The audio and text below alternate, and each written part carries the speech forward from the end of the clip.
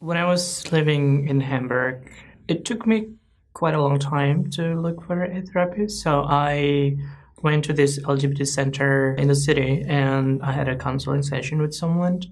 And he suggested a few therapists around the city, but unfortunately, most of them were white therapists. I don't have a therapist because the waiting list is too long, and some therapists don't accept my insurance as well. So those who, for example, like my German is not good, so I cannot express my emotions in German. So I prefer someone who can speak English because that way I can talk more about like what I'm going through. And some therapists who speak English or offer services in English, they only accept private insurance. Generally, looking for services, there's always like a barrier between the person who's providing the service and myself. So like either when it comes to racism or like homophobia or biphobia, that's something that always ends up happening. And when I was in Malaysia, I couldn't find one because Malaysia is a Muslim country, and I was dealing with so many stuff, including like my sexuality.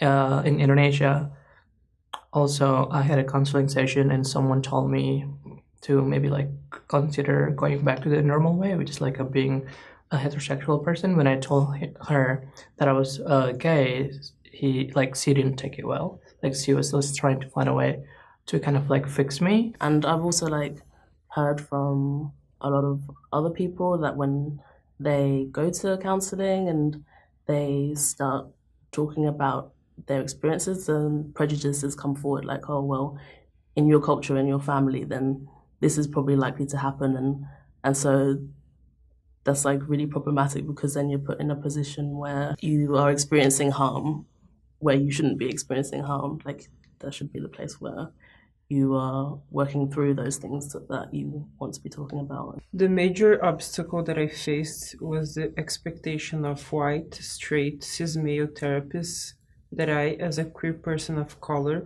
should explain every little detail about my background, identity, and choices. When the counselor has no clue about the intersectional effects of racism and homophobia, the burden is on us to clarify every little cultural or sexual aspect of the situation. This generally leads to a superficial and unfortunately inaccessible counseling session because I would spend explaining most of my time how my culture is different and what it means, or how my queerness is different and what it means, which is not helpful for someone who needs counseling.